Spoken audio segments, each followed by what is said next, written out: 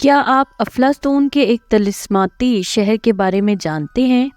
کیا ماضی میں واقعی کوئی ترقی یافتہ تہذیب موجود تھی یا نہیں؟ تو چلیے چلتے ہیں آج کی ویڈیو کی جانب۔ ایک ایسے جزیرے کا تصور کیجئے جہاں بلند و بالا عمارتیں، خوبصورت سڑکیں، تازہ پانی کے جھرنے، منظم نہری نظام، عالیشان محلات، مسلح افواج، مضبوط فصلیں، محنتی اور ذہین لوگ اور نہایت وسیع و عریض ہرے بھرے کھیت تھے۔ سارا نظام بخوبی چل رہا تھا کہ ایک دن اچانک زمین لرزنے لگی۔ زلزلے کی شدت سے تمام عمارتیں اور محلات زمین بوس ہو گئے۔ اس کے ساتھ ہی سمندر سے بلند و بالا موجیں سونامی اٹھیں اور پورے جزیرے کو اپنی لپیٹ میں لے لیا۔ زلزلے کی شدت اتنی زیادہ تھی کہ پورا جزیرہ کسی آتش فشاں کی طرح پھٹ پڑا اور ٹکڑے ٹکڑے ہو کر زیر آب نشیں ہو گیا۔ جلد ہی زلزلہ ختم ہو گیا اور سمندر پرسکون ہو گیا۔ تاہم اس جزیرے کا وجود اس طرح غائب ہو گیا جیسے وہ کبھی وہاں موجود ہی نہیں تھا۔ جی ہاں، یہی ہے اٹلانٹس کا مختصر لیکن لرزہ خیز انجام، جسے افلاطون نے اپنے مکالمات میں بیان کیا ہے۔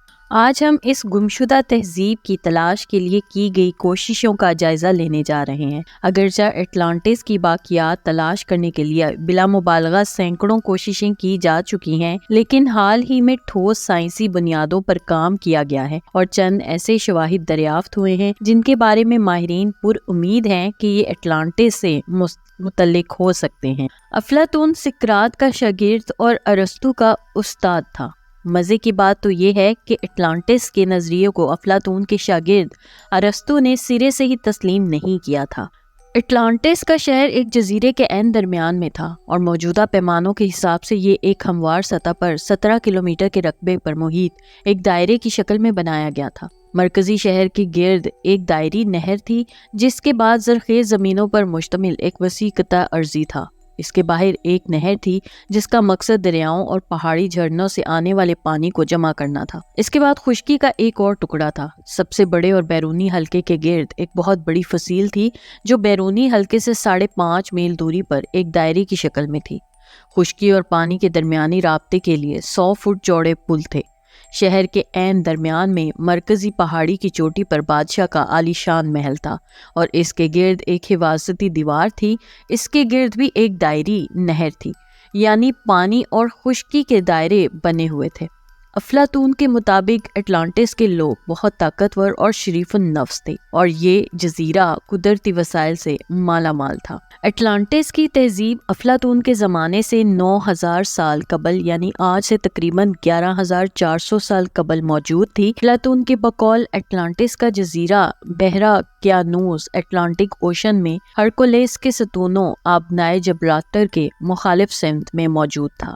اس تہذیب کے انجام کے بارے میں تمام قدیم و جدید ماہرین کی رائے تقریباً یکساں ہے، یعنی شدید زلزلہ، آسمان سے برستی آگ اور ہیبت ناک سمندری موجیں سونامی اس تہذیب کی تباہی کا سبب بنی اور یوں وہ عظیم الشان تہذیب غرقاب ہوئی۔ قدیم ماہرین کے مطابق آسمان سے آگ برستی تھی، جبکہ جدید ماہرین کی رائے میں وہاں آتش فشاں پھٹ پڑا تھا جس سے شدید گرم میگما، جس سے لاوا بنتا ہے، ابل پڑا تھا۔ یاد دلاتے چلیں کہ مذکورہ بالا تمام باتیں افلاطون کے مکالمات سے ماخوذ ہیں، خواہ انہیں غلط یہ صحیح یا مبالغہ آمیز ہی کیوں نہ قرار دیا جائے۔ 90 کی دہائی میں ایک امریکی ماہر رابرٹ سرماسٹ نے خیال پیش کیا کہ اٹلانٹس بحیرہ روم کے جزیرے قبرص سائپرس کے جنوب مشرق میں 80 کلومیٹر کے فاصلے پر سمندر میں واقع ہو سکتا ہے۔ 10 سال تک اس نظریے پر کام کرنے کے بعد آخرکار اس نے اکتوبر 2003 میں اپنی کتاب اٹلانٹس کی دریافت شائع کی، جس نے اٹلانٹس زدہ حلقوں میں ہلچل مچا کر رکھ دی۔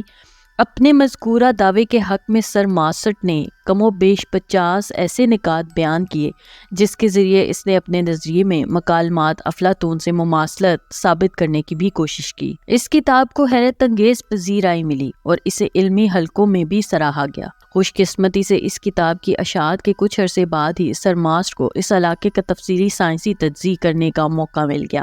اس نے وہاں 1 سال تک مختلف سائنسی شواہد جمع کیے۔ یہ تحقیق نومبر 2004 میں مکمل ہوئی۔